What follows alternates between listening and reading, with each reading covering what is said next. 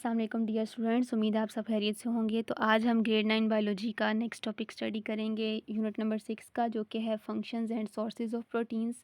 हमारी बॉडी में या जितने भी लिविंग ऑर्गेनिज्म दुनिया में मौजूद हैं, उनकी बॉडी में प्रोटीन्स के क्या फंक्शन है, क्या रोल्स हैं, ठीक है, और कौन कौन सी ऐसी फूड है जिससे हमें प्रोटीन हासिल हम कर सकते हैं, कौन से सोर्सेज हैं, उनकी हम डिटेल स्टडी करेंगे।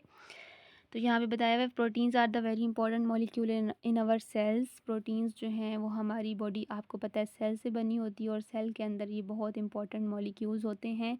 Each protein with in the body has a specific function, ठीक है। जितने भी प्रोटीन्स हमारी बॉडी में पाए जाते हैं, हर एक का एक अपना स्पेसिफिक फंक्शन है। They are involve in formation of many structures of the body. Proteins जो हैं हमारी बॉडी के बहुत सारा स्ट्रक्चर बनाने में हेल्प करते हैं। जैसे मैंने आपको बताया था कि हमारे हेयर्स जो हैं उनमें प्रोटीन होती है, हमारे नेल्स में प्रोटीन होती है, हमारी आइज़ में प्रोटीन होती है, ठीक है। बहुत सारी बॉडी का स्ट्रक्चर बनाने में प्रोटीन्स हेल्प करते हैं। They also play important role with in the body. 1 gram of protein has 4 kilo calories of energy. अगर हम 1 ग्राम लें प्रोटीन का तो हमें कितनी एनर्जी मिलती है उससे? 4 किलो कैलोरीज ऑफ एनर्जी।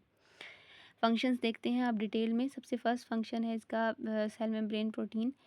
क्योंकि आपको पता है कि हमारी बॉडी सेल से बनी हुई है, ठीक है, और हर सेल के बाहर जो बाउंड्री होती है उसको हम सेल मेम्ब्रेन या प्लाज्मा मेम्ब्रेन कहते हैं, ठीक है। और सेल मेम्ब्रेन जो जिस प्रोटीन से बनी हुई है, ये प्रोटीन, इनका क्या फंक्शन होता है तो हम ये देख लेते हैं डिटेल में।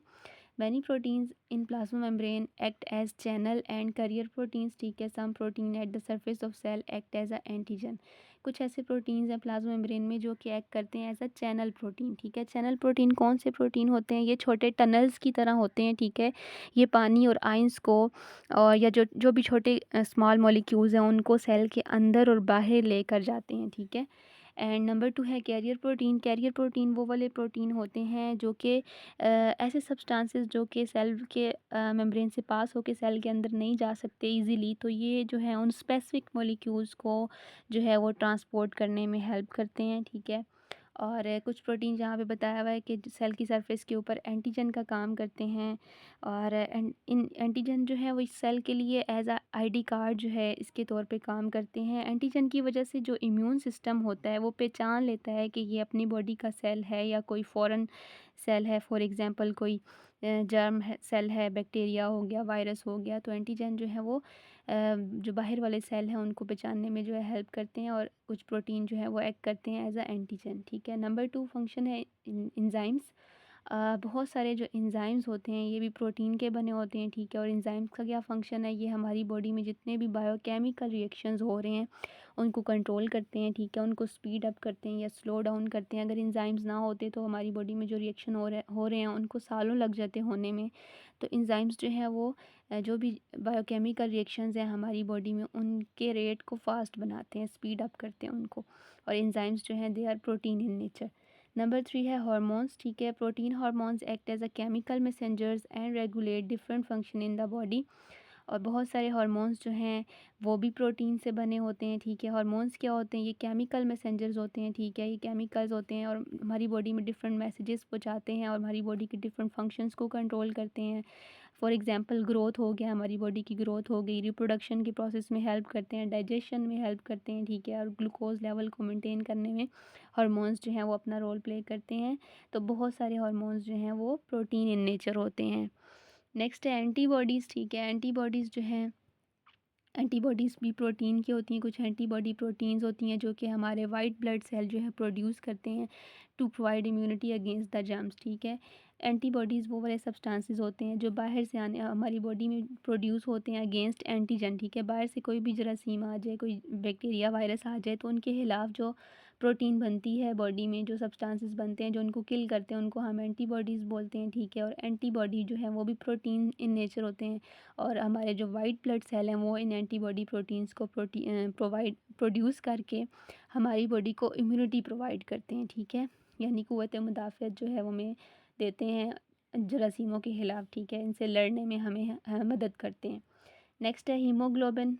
और जो हमारे रेड ब्लड सेल होते हैं ये भी ब्लड सेल की एक टाइप है। उनका जो कलर होता है वो रेड होता है। क्यों होता है? क्योंकि उनके अंदर एक रेड पिगमेंट होती है जिसको हम हीमोग्लोबिन बोलते हैं। हीमोग्लोबिन भी प्रोटीन इन नेचर है, ठीक है। और इसका फंक्शन ये है कि हमारी बॉडी में ऑक्सीजन और कार्बन डाइऑक्साइड को जो है ट्रांसपोर्ट करने में हेल्प करती है। तो हीमोग्लोबिन जो है वो रेड ब्लड सेल के अंदर एक रेड पिगमेंट है।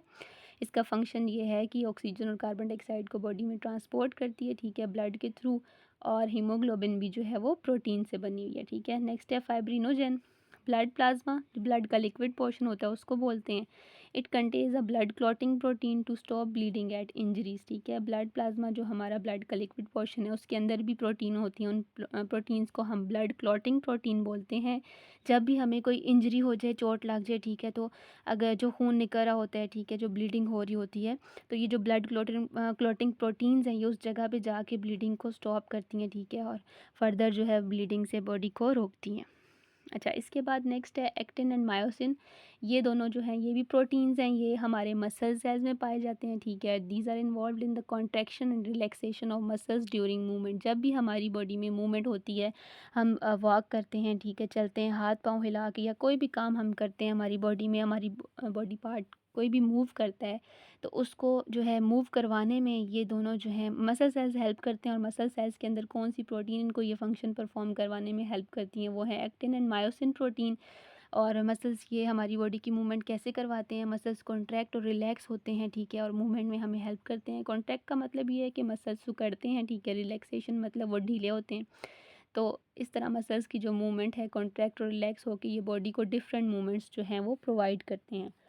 इसके अलावा नेक्स्ट है कोलेजन प्रोटीन, ठीक है। It is the major component in structure of skin, bones, cartilage, muscles, tendons and ligament, ठीक है। कोलेजन भी एक प्रोटीन है जो कि बहुत इंपॉर्टेंट पार्ट है। कौन कौन से स्ट्रक्चर्स का इंपॉर्टेंट पार्ट है, ठीक है, ये स्किन में होता है ये वाला प्रोटीन, ठीक है, हमारी बोन्स में, हड्डियों में होता है। कार्टिलेज कहते हैं सॉफ्ट बोन को, ठीक है। और मसल्स जो हैं आपको पता है। और टेंडन्स जो हैं वो ऐसे टिश्यूज़ होते हैं जो कि मसल्स को बोन से कनेक्ट करते हैं, ठीक है।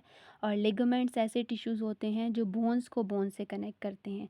तो कोलेजन प्रोटीन जो है वो इन सब के अंदर पाई जाती है, ठीक है। और ये इसका फंक्शन क्या है कि it provide support and strength, ठीक है। ये हमारी स्किन को, बोन्स, कार्टिलेज, टेंडन, मसल्स वगैरह को सपोर्ट और स्ट्रेंथ प्रोवाइड करती है।